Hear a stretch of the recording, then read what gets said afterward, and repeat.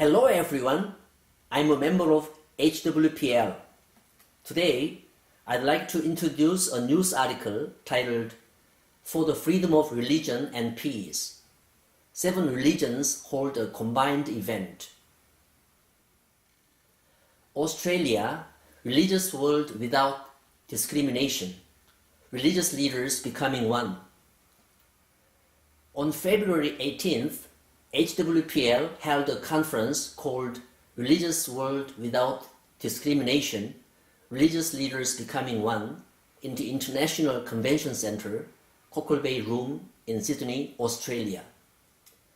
Along with about 370 audience members, 30 religious leaders representing 7 different denominations, including Christianity, Buddhism, Islam, Sikhism, Hinduism, Zoroastrianism, and Khodaism, participated in the event.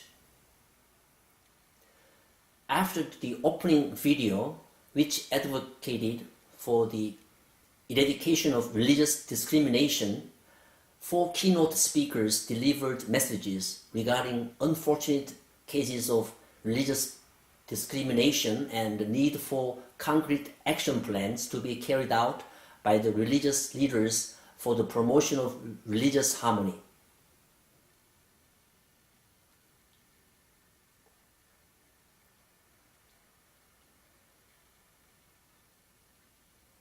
Regarding the role of religious leaders in establishing a world of peace, Chairman Mani Lee of HWPL said, "I came to Australia to tell that the 10 articles and 38 clauses of the Declaration of Peace and Cessation of War, DPCW, are necessary to make a world of peace and leave a legacy of peace for future generations. This is more important than anything else, and we have to all become peace messengers." Nelson Pervaz, a pastor at the Royal Melbourne Institute of Technology, read a letter that will be sent to the United Nations Human Rights Council. "I'm a pastor working in Australia and Pakistan. Pakistan is a dominantly Muslim country where religious tension and discrimination exists. I understand how we must all work to bring about true harmony between people of different faiths and cultures. The acts of the Christian Council of Korea, CCK, in relation to Ms. Gu Jin, who was killed in the aftermath of coercive conversion in Korea, should never be ignored, and what they do should be stopped."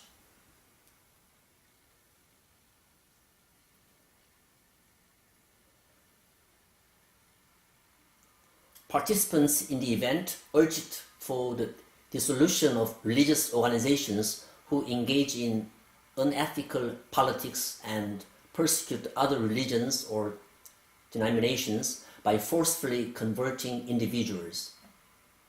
They signed the statement denouncing coercive conversion programs and religious discrimination and proclaimed their support for the Declaration of Peace and Cessation of War, DPCW. Cambodian religious leaders seek solutions to the harmony of religions and human rights issues.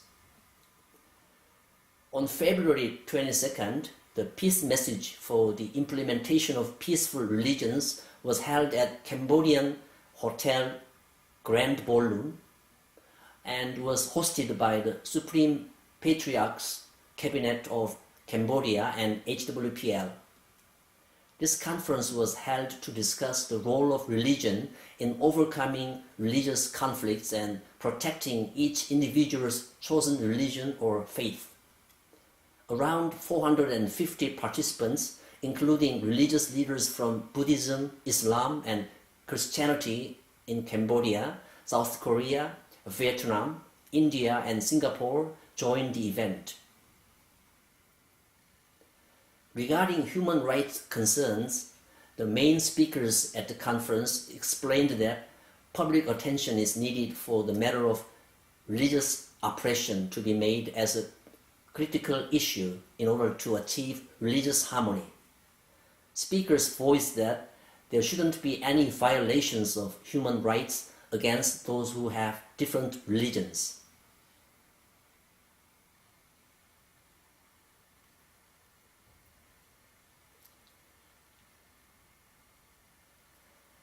Chairman Man-Hee Lee of HWPL has worked with all the leaders in various sectors around the world, and he has made peace possible in his age so that peace can be left as a legacy in the future. I also hope to end the war and conflict through cooperation with HWPL, and I hope that future generations will live peacefully, said His Highness Semdek Preah Aga Maha Sangharajat Hipat Tepphong in his congratulatory speech. Religious leaders in the Philippines discuss peace building through the scriptures. On February 16th, an interreligious dialogue meeting was held with the theme Finding the Most Trustworthy Scripture and the Truth in Estancia Resort Hotel, Tagaytay City, the Philippines, with around 170 participants. Religious leaders from various denominations reaching an agreement on the importance of finding the most trustworthy scripture through comparative studies of religious scriptures for peace and the truth in order to achieve religious conciliation through interfaith dialogue was discussed at this event.